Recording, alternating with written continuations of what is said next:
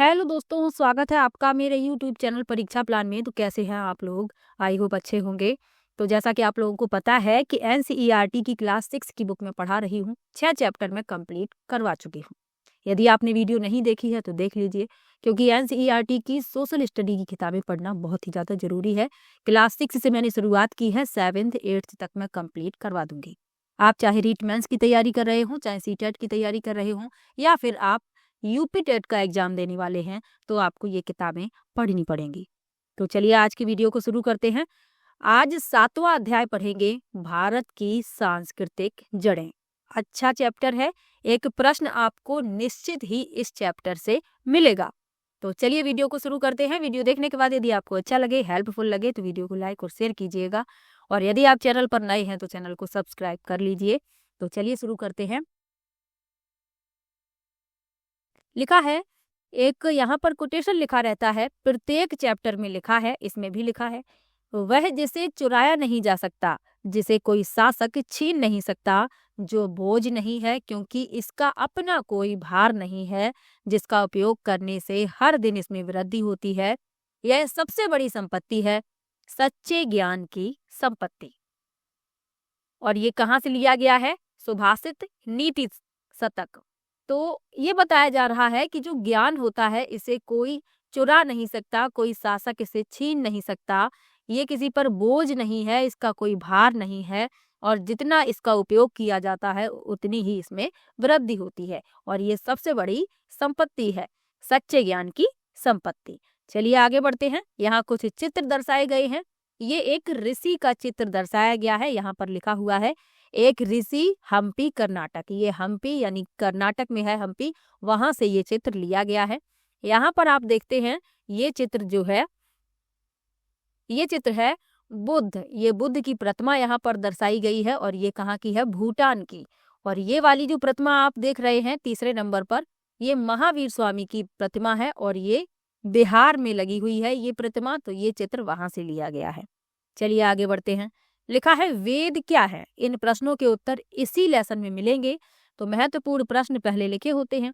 वेद क्या है? इनका संदेश क्या है? प्रथम शताब्दी साधारण संवत पूर्व में भारत में कौन कौन से नए दर्शन मत उभरे? इनके मूल सिद्धांत क्या है? और लोक और जनजातीय परंपराओं का भारतीय संस्कृति में क्या योगदान रहा है? तो इन प्रश्नों के उत्तर इसी अध्याय में जानेंगे।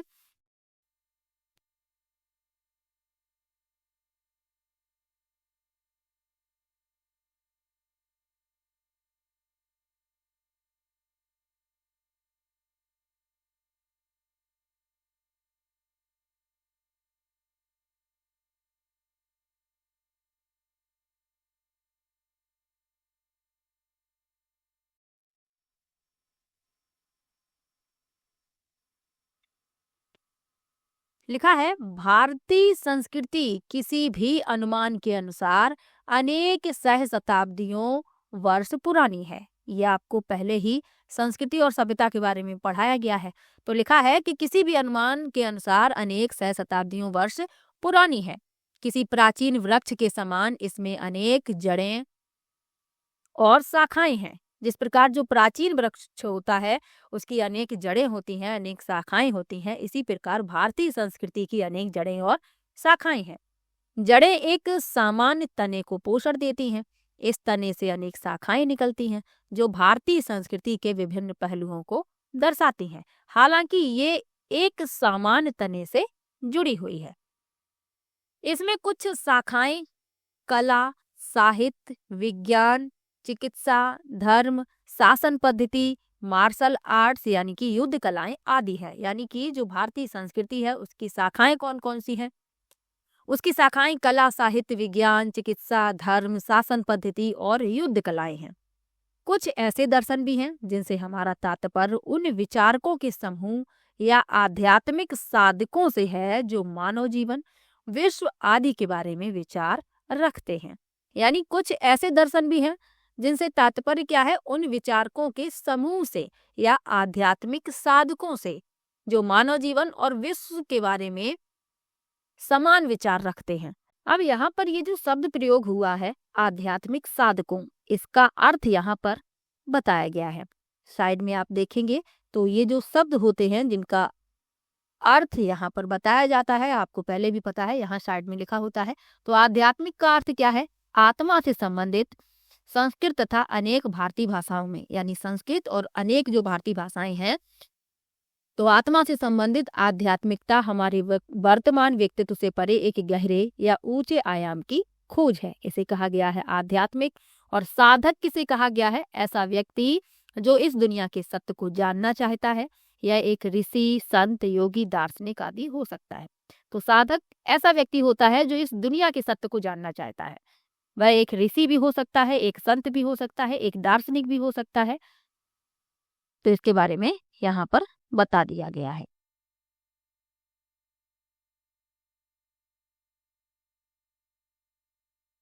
अब आगे क्या लिखा हुआ है?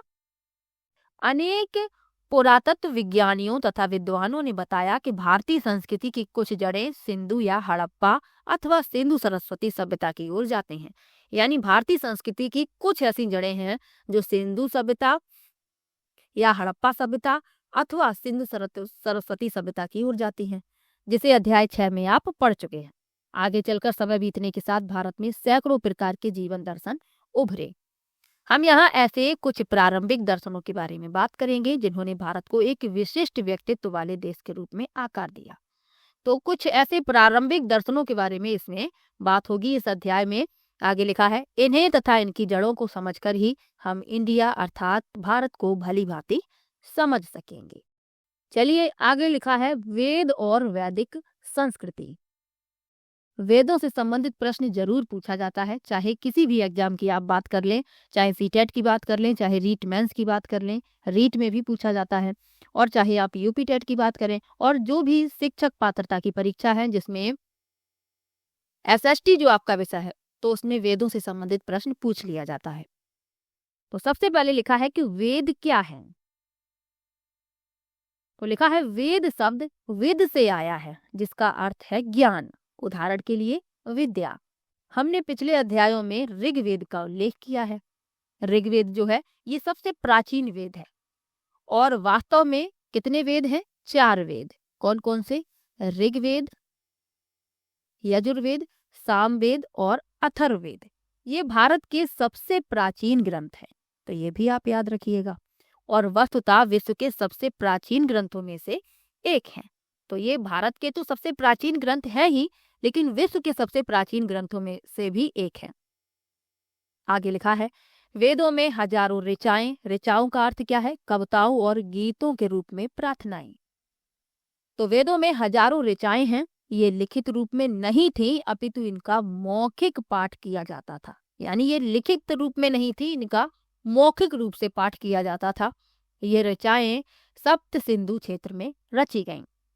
यह कहना कठिन है, और सप्त सिंधु क्षेत्र में रची गईं, जिनके बारे में अध्याय 5 में आप पढ़ चुके हैं। आगे लिखा है, यह कहना कठिन है कि इन चारों ग्रंथों में सबसे प्राचीनतम ऋग्वेद की रचना कब हुई। तो सबसे प्राचीनतम जो ग्रंथ है इन चारों ग्रंथों में, वह सबसे प्राचीन है ऋग्वेद। तो इसकी रचना कब हुई ये कहना कठिन है।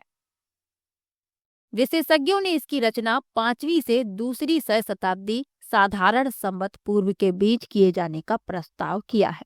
यानी जो विशेषज्ञ हैं तो उन्होंने ऐसा अनुमान लगाया है कि इसकी जो रचना है वह 5वीं से दूसरी शताब्दी साधारण संवत पूर्व के बीच हुई है।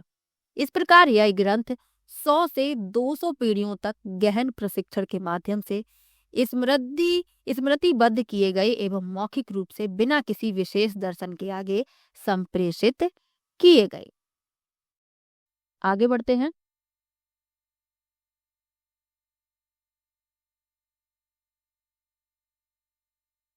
ध्यान रखने योग्य क्या बातें लिखी हुई है ये बाद में पढ़ेंगे, पहले इस पैराग्राफ को पूरा कर लेते हैं। वैदिक ऋचाओं की रचना ऋषियों, कवि और ऋषिकाओं यानी कवित्रियों द्वारा संस्कृत भाषा के एक प्रारंभिक रूप में की गई थी। यानी जो वैदिक ऋचाएं हैं उनकी रचना किसने की? ऋषियों ने और ऋषिकाओं ने। ऋषि यानी कि कवि और ऋषिकाएं कवित्रियां, और संस्कृत भाषा के एक प्रारंभिक रूप में की गई थी। यह ऋचाएं अनेक देवों और देवियों यानी देवताओं और देवियों जैसे इंद्र, अग्नि, वरुण, मित्र, सरस्वती, उषा और अन्य को काव्यात्मक रूप से संबोधित करती थीं। तो ये जो ऋचाएं थी, ये जो देवी देवताओं को के नाम यहाँ पर बताए गए हैं, तो इन देवी देवताओं को काव्यात्मक रूप से संबोधित करती थीं। इन दृष्टाओं के साथ मिलकर देवों ने मानव जीवन और ब्रह्मांड में रित या सत्य और क्रम को बनाए रखा।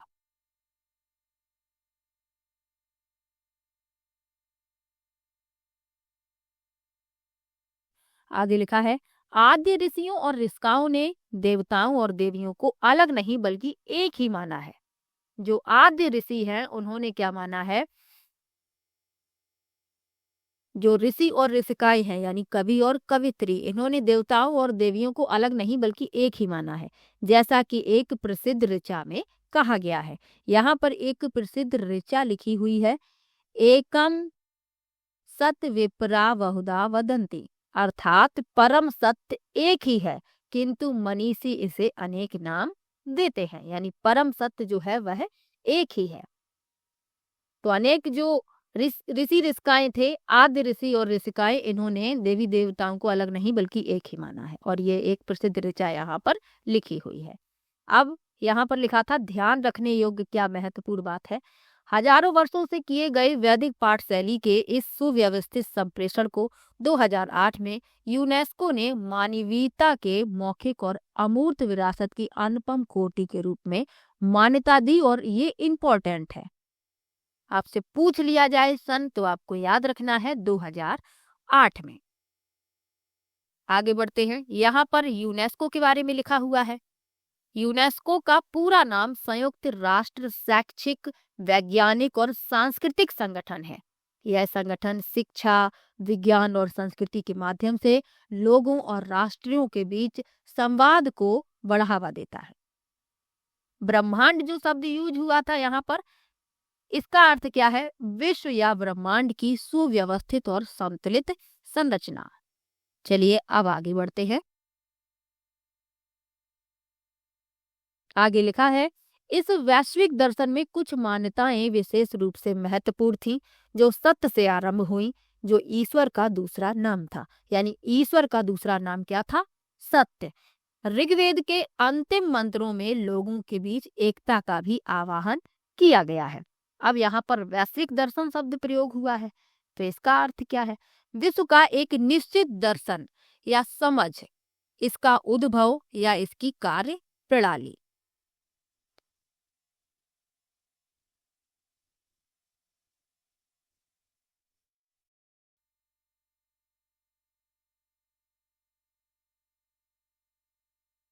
आगे यहाँ पर क्या लिखा हुआ है, साथ मिलकर चलें, साथ मिलकर बोलें, एक हो हमारा मन, हमारे विचार मिलें, एक हो हमारा उद्देश्य, एक हो हमारा हृदय, हमारे विचार एक हों अतः सभी सहमत हों। जो यहाँ पर लिखा हुआ था कि ऋग्वेद के अंतिम मंत्रों में लोगों के बीच एकता का भी आह्वान किया गया है, तो ये वही मंत्र यहाँ पर, उसका हिंदी अर्थ यहाँ पर लिखा हुआ है।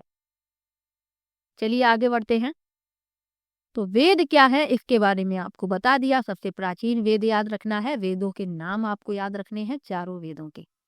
अब लिखा है वैदिक समाज के बारे में। वैदिक समाज क्या है, लिखा है, प्रारंभिक वैदिक समाज विभिन्न जनों अर्थात लोगों का बड़ा समूह में संगठित था। जनों का अर्थ क्या है, लोगों का जो बड़ा समूह होता है उसे कहा गया है जन। तो इसी में संगठित था। ऋग्वेद में ही ऐसे 30 से अधिक जनों की सूची दी गई है। उदाहरणार्थ भरत, पुरु, कुरु, यदु, तुर्वस आदि। तो 30 से अधिक ऐसे ही जनों की सूची दी गई है। इसमें से कुछ उदाहरण यहाँ पर लिखे हुए हैं, भरत, पुरु, कुरु, यदु, तुर्वस। प्रत्येक जन उपमहाद्वीप के उत्तर पश्चिमी भाग के एक विशेष क्षेत्र के साथ जुड़ा हुआ था।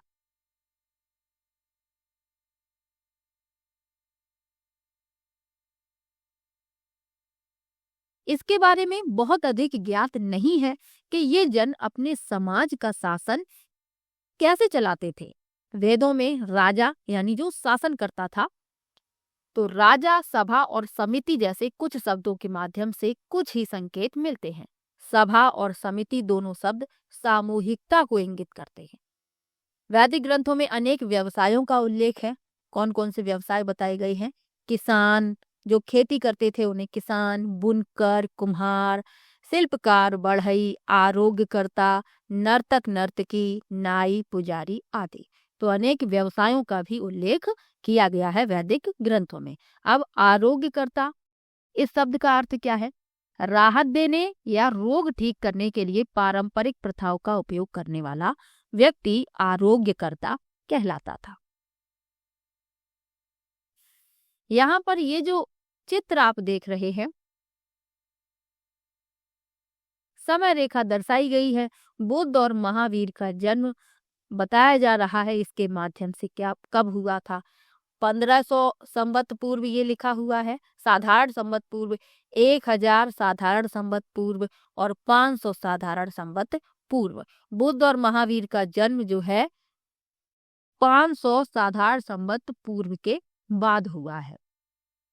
और पहले आपको बता भी चुके हैं कि इनका जन्म कब हुआ था। आप लोग कमेंट बॉक्स में बताइएगा। उसके बाद उपनिषद बताए जा रहे हैं।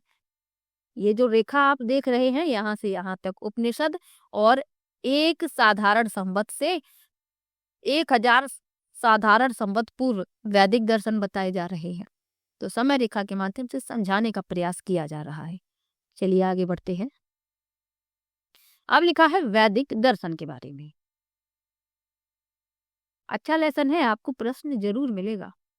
लिखा है वैदिक संस्कृति में अनेक अनुष्ठान यानी कि यज्ञ आदि विकसित हुए जो विभिन्न देवों यानी देवी देवताओं के प्रति व्यक्तिगत अथवा सामूहिक हेतु तथा मंगल के लिए समर्पित या निर्देशित थे। यानी वैदिक संस्कृति में अनेक अनुष्ठान किए जाते थे जो देवी देवताओं को समर्पित थे या निर्देशित थे। आगे लिखा है दैनिक अनुष्ठान सामान्य रूप से प्रार्थनाओं तथा अग्निदेव को आहुति और प्रार्थना के रूप में होते थे। यानी जो दैनिक अनुष्ठान होते थे इनमें क्या शामिल था? प्रार्थनाएं शामिल थी, और अग्नि से संबंधित जो देव है उन्हें अग्निदेव कहा गया है, उनको आहुति दी जाती थी, प्रार्थना की जाती थी। तो इसके रूप में दैनिक अनुष्ठान होते थे। किंतु ये अनुष्ठान समय के साथ और अधिक जटिल होते चले गए। यानी जैसे जैसे समय बीता तो ये जो अनुष्ठान थे दैनिक अनुष्ठान ये भी जटिल हो गए। आगे लिखा है उपनिषद वैदिक संकल्पनाओं के आधार पर रचित हैं तथा इनमें कुछ नई संकल्पनाएं प्राप्त होती हैं, जैसे कि पुनर्जन्म यानी कि बार बार जन्म लेना, और कर्म, हमारे कर्म और कर्मफल। एक दर्शन जिसे सामान्यतः वेदांत के नाम से जाना जाता है के अनुसार, यानी वेदांत के अनुसार बताया जा रहा है सब कुछ मानव जीवन, प्रकृति और ब्रह्मांड एक दैवी तत्व है जिसे ब्रह्म अथवा कभी कभी केवल तत्व कहा जाता है। ब्रह्म का अर्थ क्या बताया गया है? यह ब्रह्मा देव से भिन्न है, यानी जो ब्रह्मा देव है उनसे भिन्न है ये शब्द। तो वेदांत के अनुसार क्या बताया गया है कि मानव जीवन, प्रकृति और ब्रह्मांड एक दैवी तत्व है जिसे ब्रह्म अथवा कभी कभी तत्व कहा जाता है। दो प्रसिद्ध मंत्रों में इसे सरलता से किंतु गहराई से व्यक्त किया गया है। दो जो प्रसिद्ध मंत्र हैं उनमें इन्हें सरलता से व्यक्त किया गया है। कौन कौन से? अहम ब्रह्मास्मि यानी मैं ब्रह्म हूँ अर्थात मैं दिव्य हूँ। तत्त्वं असि, वह ब्रह्म आप ही हैं। तो इसके माध्यम से समझाने का प्रयास किया जा रहा है। आगे लिखा है उपनिषदों में आत्मन या स्व की संकल्पना की गई है जो प्रत्येक जीव में निवास करता है परंतु ब्रह्म का ही स्वरूप है। इसके अनुसार इस दुनिया में सब कुछ आपस में जुड़ा हुआ है और परस्पर निर्भर है। किसके अनुसार? उपनिषदों की बात हो रही है। उपनिषदों में ये बताया गया है। इसमें से एक महत्वपूर्ण प्रार्थना समझाई गई है जो सर्वे भवन्तु सुखना या सभी जीव सुखी रहें के साथ आरंभ होती है और सबके लिए रोग तथा दुख से मुक्ति की कामना करती है। तो ये उपनिषदों में बताया गया है।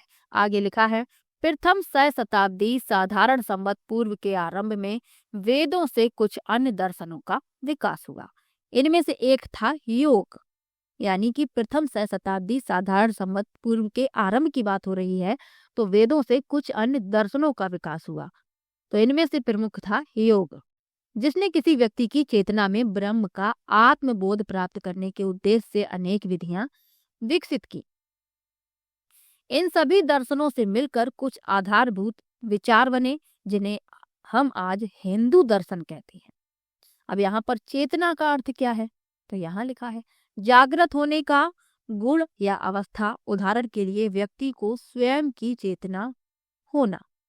तो चेतना का अर्थ क्या बताया गया है, जागृत होने या जागृत होने का गुण या अवस्था। तो योग के माध्यम से किसी व्यक्ति की चेतना में ब्रह्म का आत्मबोध प्राप्त करने के उद्देश्य से अनेक विधियां विकसित की गईं। तो योग के द्वारा ही ये संभव हो सका। और इन सभी दर्शनों से मिलकर कुछ आधारभूत विचार बने, जिन्हें क्या कहा गया, हिंदू दर्शन। चलिए आगे बढ़ते हैं। अब लिखा है बौद्ध मत। बौद्ध मत क्या है? कुछ अन्य दर्शनों का भी आविर्भाव हुआ, जिन्होंने वेदों की प्रभुता को स्वीकार नहीं किया और अपनी स्वयं की पद्धति विकसित की। उनमें से एक है बौद्ध मत। अब ऐसा नहीं है कि वेदों की संप्रभुता सभी ने स्वीकार की। कुछ अन्य दर्शन भी ऐसे थे जिन्होंने वेदों की प्रभुता को स्वीकार नहीं किया और उन्होंने अपनी स्वयं की पद्धति विकसित की। उनमें से एक है बौद्ध मत। लगभग 250 शताब्दी पूर्व राजकुमार सिद्धार्थ गौतम ने लुम्बिनी में जन्म लिया। वर्तमान में लुम्बिनी कहाँ पर है? नेपाल में। उनके जन्म के समय के विषय में विद्वानों में सर्वसम्मति नहीं है। अध्याय 4 में हमने 560 साधारण संवत पूर्व को उनका अनुमानित जन्म वर्ष माना है।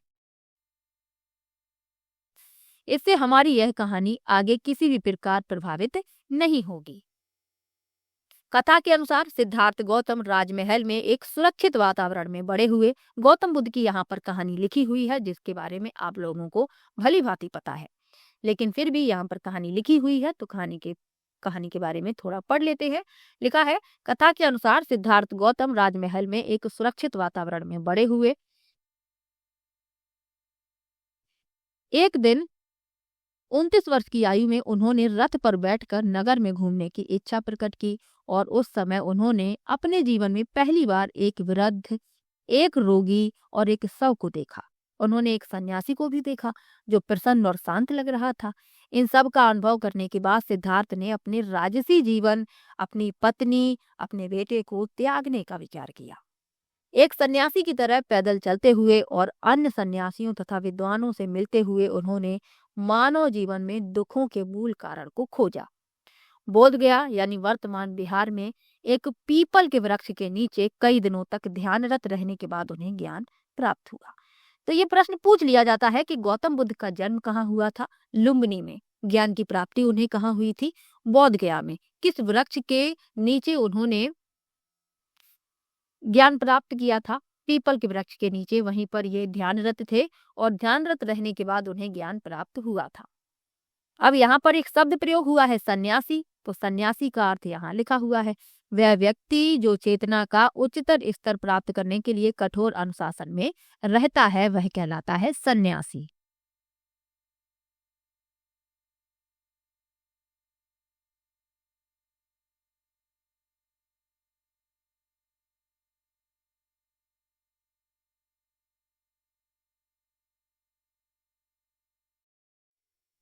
आगे लिखा है, उन्होंने अनुभव किया कि अविद्या और मोह मानवीय कष्ट के स्रोत है और इन दोनों कारणों को दूर करने की विधि संकल्पित की। इसके बाद सिद्धार्थ बुद्ध के नाम से जाने गए, जिसका अर्थ है ज्ञानी या जागृत व्यक्ति।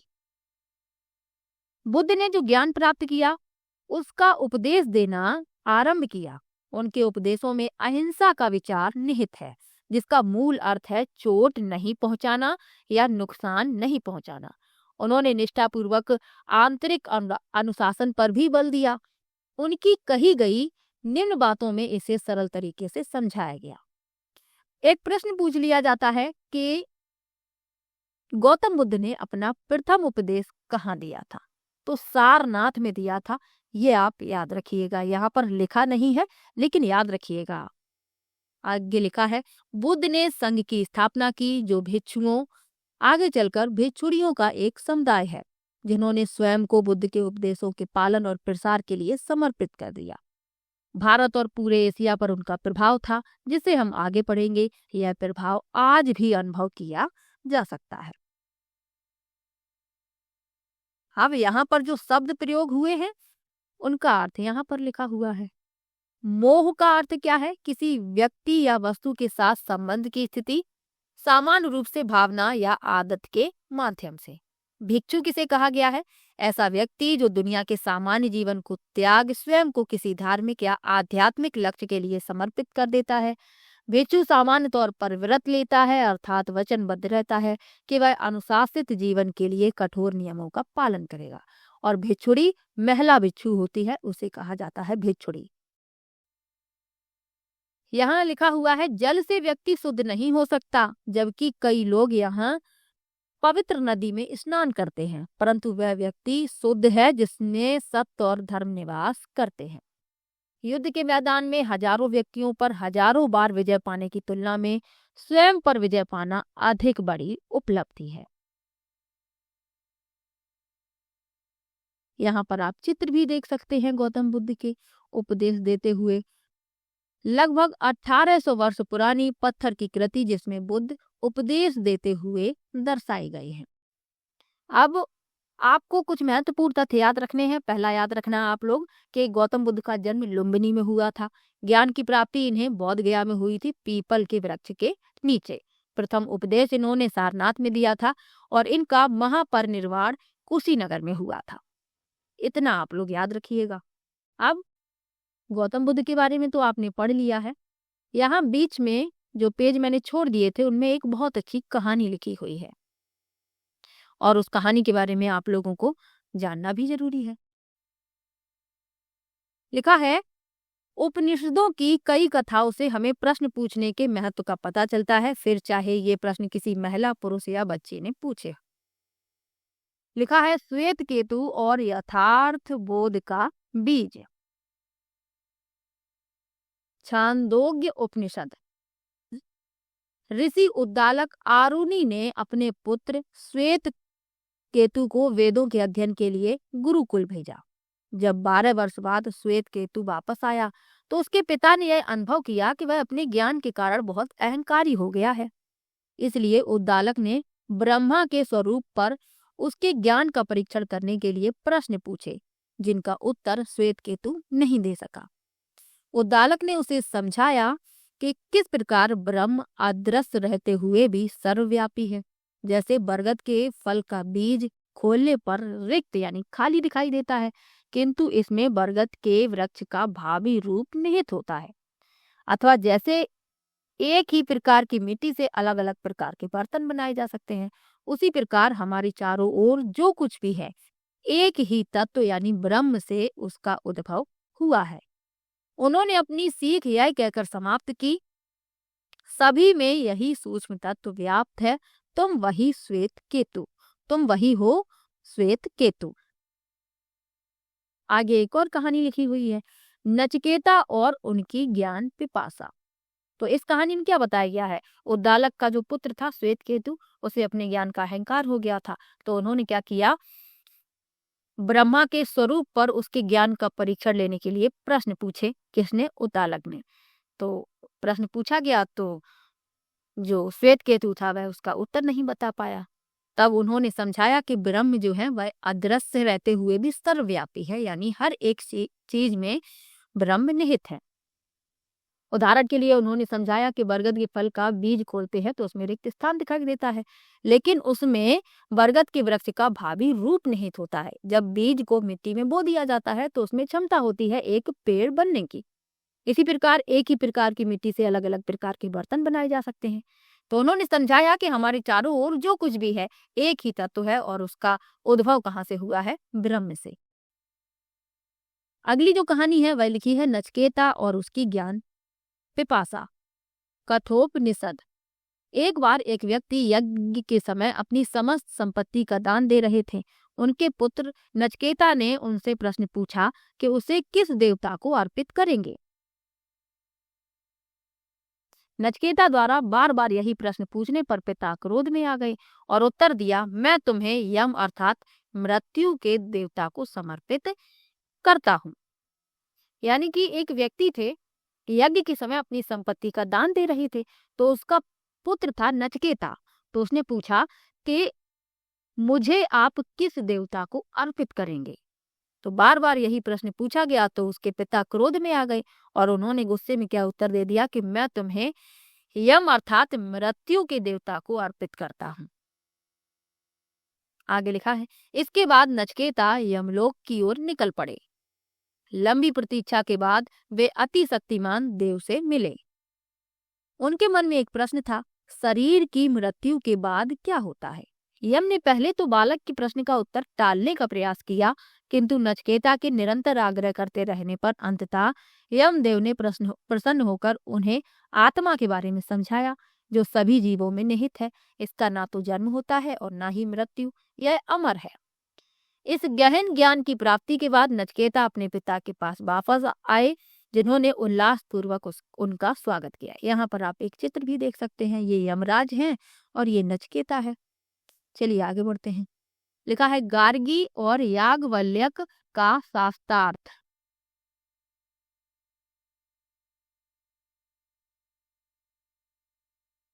एक बार विद्वान राजा जनक ने एक दार्शनिक शास्त्रार्थ के विजेता को पुरस्कार देने की घोषणा की।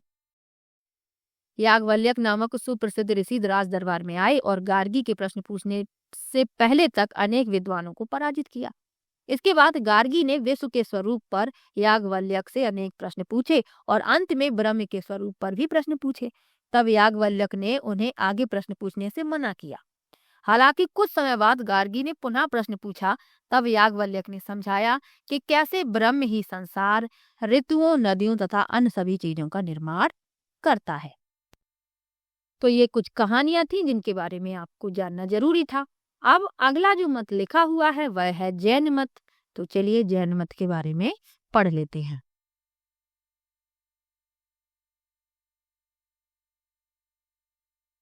लिखा है, जैन मत एक अन्य महत्वपूर्ण दर्शन है जो उसी समय काफी लोकप्रिय हुआ। यद्यपि इस मत को अधिक प्राचीन माना जाता है। सिद्धार्थ गौतम के समान ही राजकुमार वर्धमान का जन्म 6ठी शताब्दी साधारण संवत पूर्व के आरंभ में वैशाली यानी कि वर्तमान बिहार में नगर के समीप हुआ था। वैशाली नगर के समीप उन्होंने 30 वर्ष की आयु में अपना घर त्यागने और आध्यात्मिक ज्ञान की खोज का निर्णय लिया। उन्होंने सन्यासी जीवन के अनुशासन का पालन किया और 12 वर्ष बाद उन्हें अनंत ज्ञान या सर्वोपरि विवेक प्राप्त हुआ। उन्हें महावीर या महानायक के नाम से जाना जाने लगा। उन्होंने अपने अर्जित ज्ञान का उपदेश देना आरंभ किया। यहाँ पर आप एक चित्र भी देख सकते हैं, महावीर वर्धमान का एक पारंपरिक चित्र। यहाँ पर ध्यान रखने योग्य महत्वपूर्ण बात क्या लिखी हुई है, जैन शब्द जिन से आया है जिसका अर्थ क्या होता है, विजेता। अब आपसे पूछ लिया जाए कि जो जैन शब्द है इसका अर्थ क्या है, तो इसका अर्थ है विजेता। अब विजेता किसे कहा गया है, इसका अर्थ किसी क्षेत्र या शत्रुओं पर विजय पाने से नहीं बल्कि अविद्या और मोह पर विजय पाने से है, ताकि ज्ञान प्राप्त किया जा सके। यानी जो शत्रुओं और क्षेत्र पर विजय प्राप्त करता है उसे विजेता नहीं कहा गया है, बल्कि जो अविद्या और मोह पर विजय प्राप्त करके ज्ञान प्राप्त करता है उसे कहा गया है विजेता। आगे लिखा है, जैन मत के उपदेशों में अहिंसा, अनेकांतवाद और अपरिग्रह शामिल है। ये विचार काफी हद तक बौद्ध तथा वेदांत दर्शन के माध्यम से वेदांत दर्शन के विचारों को साझा करते हैं, जो कि भारतीय संस्कृति के केंद्र में है। इनमें से प्रथम विचार को महावीर के इस कथन द्वारा समझाया जा सकता है। तो इनके जो विचार हैं, जो जैन मत के उपदेशों में क्या बताया गया है, अहिंसा, अनेकांतवाद और अपरिग्रह, और अहिंसा बौद्ध धर्म में भी बताया गया है। तो इनके विचार जो हैं काफी हद तक बौद्ध वेदांत दर्शन के विचारों को साझा करते हैं। अब यहाँ पर एक कथन लिखा हुआ है, क्या लिखा है, कभी सांस लेने वाले उपस्थित जीवित संवेदनशील जीवों को मारा ना जाए, ना ही उनके साथ हिंसा की जाए, ना दुर्व्यवहार किया जाए, ना ही सताया जाए और ना ही दूर हटाया जाए। जो जीव जंतु हैं उनके साथ कभी भी हिंसा नहीं की जाए और ना ही दुर्व्यवहार किया जाए, ना उन्हें सताया जाए, ना उनको मारा जाए। तो ये महावीर जी का यहाँ पर कथन लिखा हुआ है। आगे लिखा है, अंतिम दो बातों को सरल शब्दों में समझते हैं। क्या लिखा है? अनेकांतवाद का अर्थ। अनेकांतवाद का अर्थ क्या लिखा है? केवल एक पक्ष या दृष्टिकोण नहीं, अर्थात सत्य के अनेक पक्ष हैं और इसे केवल एक कथन द्वारा पूरी तरह समझाया नहीं जा सकता। यानी अनेकांतवाद का अर्थ क्या बताया गया है कि इसका केवल एक पक्ष नहीं है, ना ही इसका एक दृष्टिकोण है, इसके अनेक पक्ष हैं और इसे एक कथन द्वारा पूरी तरीके से समझाना संभव नहीं है। अपरिग्रह का अर्थ क्या है? असंग्रह। इसके अंतर्गत पार्थिव वस्तुओं से दूर और स्वयं को जीवन में केवल अनिवार्य वस्तुओं तक सीमित रहने की सलाह दी जाती है। जैन मत में सभी जीवों, मानवों से लेकर अदृश्य जीवों तक आपसी संबद्धता और आपसी निर्भरता पर भी बल दिया गया है। तो जैन जो मत है इसमें सभी जीवों और मानवों से लेकर जो अदृश्य जीव है इनमें आपसी संबद्धता और आपसी निर्भरता पर बल दिया गया है, क्योंकि ये सभी एक दूसरे के पूरक हैं और एक दूसरे के बिना जीवित नहीं रह सकते। प्रकृति, जीवों और वनस्पतियों का अध्ययन करने वाले वैज्ञानिकों ने इस गहन सत्य की बार बार पुष्टि की है। चलिए आगे बढ़ते हैं। अब यहाँ पर फिर से कुछ कहानियां लिखी हुई है, तो चलिए पढ़ लेते हैं। लिखा है, जातक कथाएं पीढ़ियों से भारतीय बच्चों और वयस्कों को समान रूप से आह्लादित करती रही हैं। ये बुद्ध के पूर्व जन्मों की कहानियां हैं और बड़े ही सरल तरीके से बौद्ध आदर्शों को व्यक्त करती हैं। एक प्रसिद्ध कथा में बुद्ध बानरों के एक बड़े समूह के राजा थे। वे एक विशालकाय वृक्ष के समीप रहते थे जिस पर मीठी सुगंध वाले और स्वादिष्ट फल लगे हुए थे। वानर राज के आदेश के बावजूद कि उस वृक्ष का कोई भी फल किसी और के हाथ ना लगे, एक दिन एक पका हुआ फल नीचे नदी में जा गिरा। यानी वानर राज का क्या आदेश था कि इस वृक्ष का फल किसी को नहीं मिलने पाए, लेकिन एक फल पका और वह नीचे नदी में गिर गया। पानी की धारा के साथ बहकर वह फल जाल में फंसा और उसे राजमहल ले जाया गया। राजा उस फल के स्वाद से इतना सम्मोहित हुए कि उन्होंने अपने सैनिकों से उस फल के वृक्ष को ढूंढ निकालने के लिए कहा। लंबे समय तक खोजने के बाद उन्हें वह वृक्ष मिल गया। उन्होंने देखा कि वानर उन फलों का आनंद उठा रहे थे। सैनिकों ने वानरों पर हमला किया। वानर राज के पास अपने वानरों को बचाने का केवल एक ही रास्ता था कि नदी पार कराने में उनकी सहायता की जाए, किंतु वे अपने आप ऐसा नहीं कर पा रहे थे। उनसे आकार में बहुत बड़े होने के नाते वानर राज ने नदी के दूसरे किनारे पर एक पेड़ को पकड़ा और उन्हें नदी पार कराने के लिए अपने शरीर को मानो एक पुल बना दिया। इस प्रक्रिया के दौरान उनका शरीर घायल हो गया और अंत में उनकी मृत्यु हो गई। राजा ने कुछ दूरी से यह दृश्य देखा और वानर राज के निस्वार्थ बलिदान से बहुत अधिक प्रभावित हुआ। वह भी प्रजा के साथ अपनी भूमिका पर विचार करने लगा। यहाँ एक चित्र भी दर्शाया गया है, आप देख सकते हैं। वानर राज ने अपने आप को पुल की तरीके से बना लिया और उसी पर चढ़कर, यानी उनके शरीर पर चढ़कर जो अन्य वानर थे उन्होंने नदी को पार किया और ऐसा करते करते जो वानर राज थे उनका शरीर घायल हो गया और अंत में उनकी मृत्यु हो गई। आगे एक जैन कथा लिखी हुई है। लिखा है, रोहिणे एक बहुत कुशल चोर था जो पकड़े जाने के सभी प्रयासों को विफल कर देता था। एक बार नगर की ओर जाते हुए रास्ते में उसने अकस्मात ही अज्ञान के साधारण जीवन से मुक्ति पाने के बारे में महावीर द्वारा दिए जा रहे उपदेश के कुछ वाक्य सुन लिए। रोहिनेर के नगर पहुंचने के बाद उसे पहचान लिया गया। रोहिनेर के नगर पहुंचने के बाद उसे पहचान लिया गया और गिरफ्तार कर लिया गया। उसने स्वयं को एक साधारण कृषक बताया।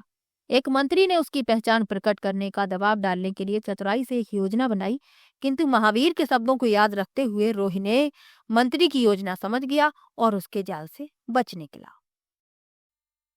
बाद में रोहिणे को बहुत पछतावा हुआ। वह महावीर के पास गया और अपने अपराधों को स्वीकार किया। उसने चुराया हुआ धन वापस किया एवं अपने अपराधों के लिए क्षमा मांगी। वह भिक्षु बन गया और उसे अपने अब तक के भ्रमपूर्ण जीवन का एहसास हुआ। तत्पश्चात उसने आध्यात्मिक ज्ञान अर्जित करने पर अपना ध्यान केंद्रित किया।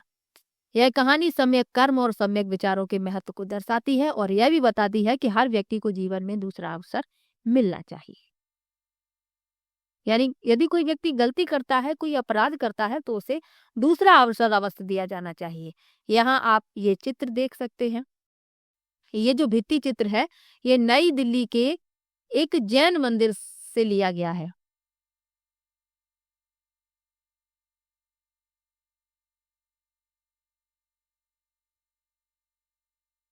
अब यहाँ पर विचार करने के लिए क्या लिखा हुआ है?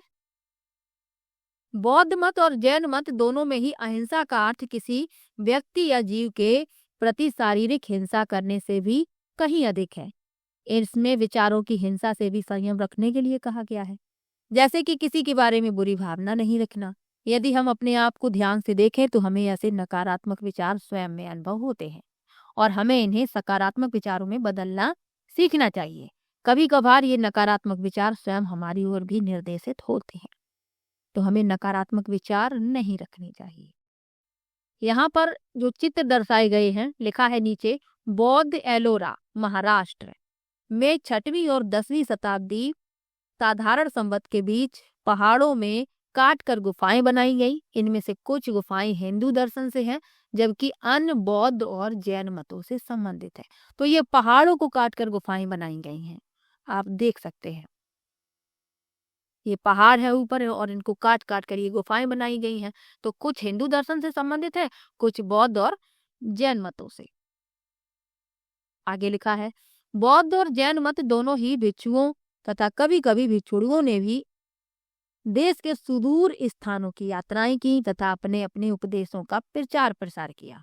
इनमें से कुछ लोगों ने विभिन्न स्थानों पर जाकर नए विहार बनाए, जबकि कुछ ने पत्थरों की गुफाओं में सन्यासी का जीवन बिताया। तो ये जो गुफाएं दिखाई जा रही हैं, इन गुफाओं में लोगों ने निवास किया है, सन्यासी बनकर जीवन व्यतीत किया है। पुरातात्विक खोजों में इन विहारों के कुछ अवशेष मिले हैं। कई स्थानों पर पत्थर की गुफाओं में उन भिक्षुओं के नाम भी मिले हैं जो यहाँ रहे थे और पत्थरों के बिस्तर पर सोए थे। विचार करने के लिए क्या लिखा है? अंग्रेजी भाषा में हिंदू, बौद्ध, जैन और सिख मतों को धर्म का नाम दिया जाता है। हमने इन शब्दों का प्रयोग नहीं किया। यहाँ इन्हें दर्शन या मत और विश्वास कहा गया है। तो यहाँ पर धर्म नहीं कहा गया है, बौद्ध मत कहा गया है, जैन मत कहा गया है, और अंग्रेजी भाषा में इन्हें क्या कहा गया है? धर्म। तो यहाँ पर इन शब्दों का प्रयोग नहीं हुआ है। यहाँ इन्हें दर्शन या मत और विश्वास कहा गया है। इसका कारण यह है कि इन मतों और दर्शनों के अनेक आयाम हैं, जिनका आगे चलकर हम अध्ययन करेंगे, जैसे कि उनका दार्शनिक पक्ष, आध्यात्मिक पक्ष, नैतिक पक्ष, सामाजिक पक्ष, धार्मिक पक्ष इत्यादि। अनेक विद्वान मानते हैं कि अंग्रेजी का शब्द रिलीजन भारतीय सभ्यता के संदर्भ में बहुत सीमित है। आगे लिखा है, उस समय अनेक मत प्रचलित थे। उदाहरण के लिए इनमें से एक चार्वाक दर्शन है, जिसे कभी कभी लोकायत भी कहा जाता है। इसके अनुसार यह भौतिक जगत ही एकमात्र सत्य है। तो चार्वाक दर्शन को कभी कभी लोकायत भी कहा जाता है और इसके अनुसार क्या बताया गया है कि ये जो भौतिक जगत है यही एकमात्र सत्य है और इसलिए मृत्यु के पश्चात जीवन का होना असंभव है। ऐसा प्रतीत होता है कि इस दर्शन को अधिक लोकप्रियता नहीं मिली और समय के साथ यह विलुप्त हो गया। हमने इसका उल्लेख यहाँ इसलिए किया ताकि यह दर्शाया जा सके कि यह बौद्धिक और आध्यात्मिक विश्वास प्रथाओं में व्याप्त विविधता थी और लोग अपने अनुसार इन्हें चुनने के लिए स्वतंत्र थे। यद्यपि वैदिक, बौद्ध और जैन दर्शनों में महत्वपूर्ण भिन्नताएं थीं, तथापि उनमें कुछ समान संकल्पनाएं भी थी। यानी इनमें विभिन्नताएं तो थी लेकिन कुछ महत्वपूर्ण समान संकल्पनाएं थी। कौन कौन सी? धर्म, कर्म, पुनर्जन्म, दुखों और अज्ञानता के अंत की खोज एवं अनेक अन्य महत्वपूर्ण मूल्य आदि। वास्तव में यह उस वृक्ष का तना या मूल भाग है जिसके उदाहरण के साथ हमने इस अध्याय की शुरुआत की थी। चलिए आगे बढ़ते हैं।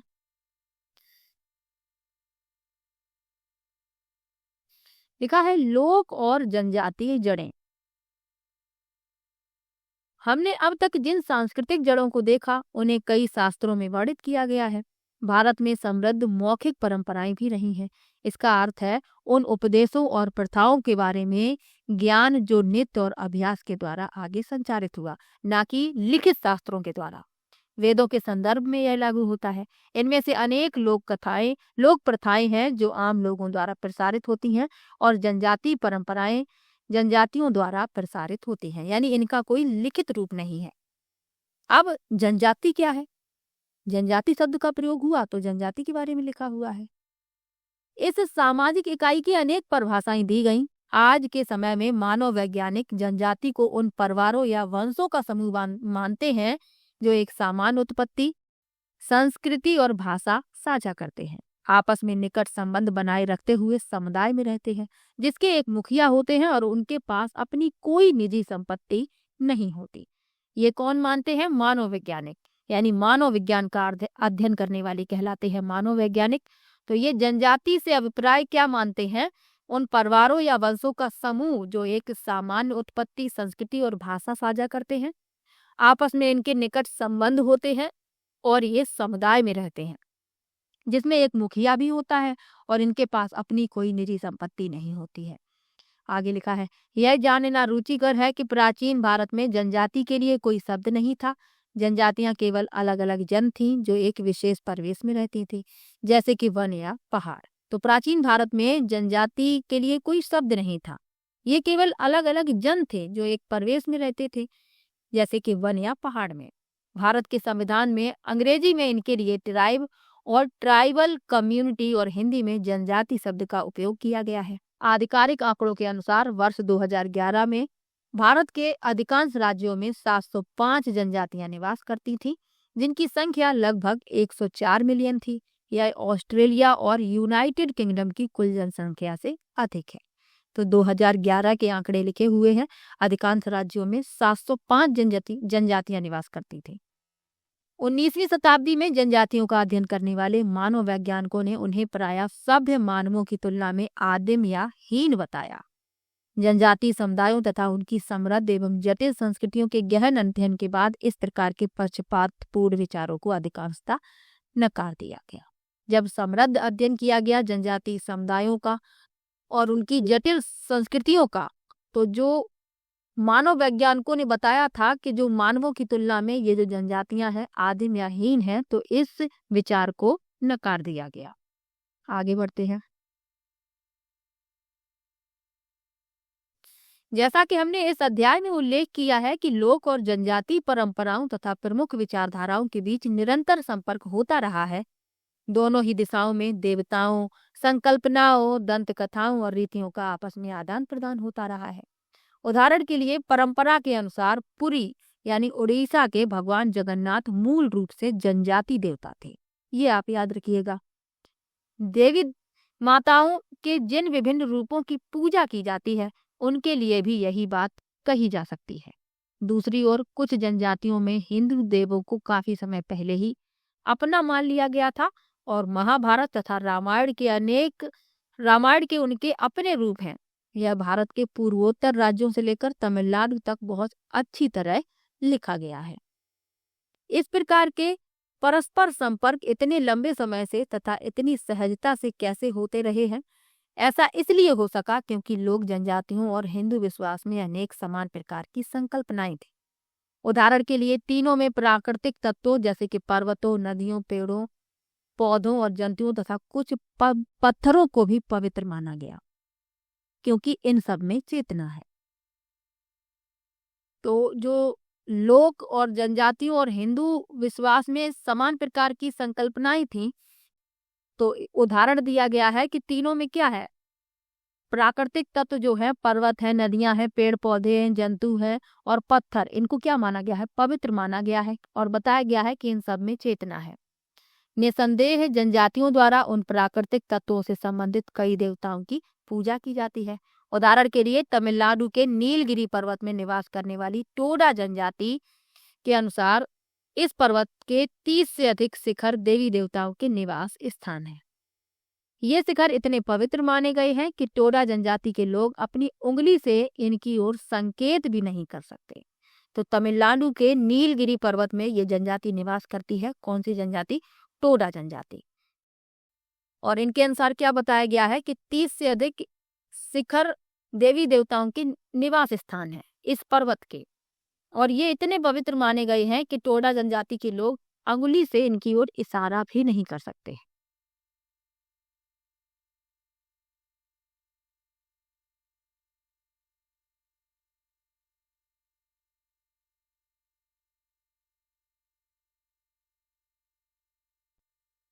आगे लिखा है,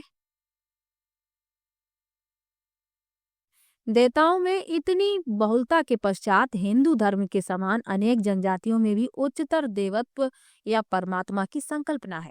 उदाहरण के लिए अरुणाचल प्रदेश की अनेक जनजातियां डोनी पोलो की पूजा करती हैं, जो सूर्य और चंद्रमा के मिले जुले रूप माने गए हैं और इन्हें आगे चलकर परमात्मा माना गया है। मध्य भारत के क्षेत्र में खंडोबा भगवान के संबंध में भी ऐसा ही है। पूर्वी भारत में मुंडा और संथाल जनजातियां अन्य दैविक शक्तियों के साथ सिंह बोगा की पूजा करती हैं, जिन्हें वे परमेश्वर कहते हैं और जिन्होंने यह संपूर्ण विश्व बनाया है। ऐसे अनेक उदाहरण हैं। तो कुछ समानताएं यहाँ पर बताई गई हैं। आगे लिखा है, भारतीय समाजशास्त्री आंद्रे बेते ने इस स्थिति के बारे में कुछ इस तरह बताया है। क्या बताया है? भारतीय उपमहाद्वीप में रहने वाली हजारों जातियां और जनजातियां इतिहास के आरंभिक समय तथा उससे भी पहले से आपस में एक दूसरे की धार्मिक आस्थाओं और प्रथाओं को प्रभावित करती रही हैं। जनजातीय धर्मों पर हुए हिंदू दर्शन के प्रभाव को व्यापक रूप से स्वीकार किया गया है, किंतु यह भी सत्य है कि न केवल इसके निर्माण के चरण में बल्कि इसके पूरे विकास क्रम में हिंदू दर्शन जनजातीय आस्थाओं से प्रभावित हुआ है।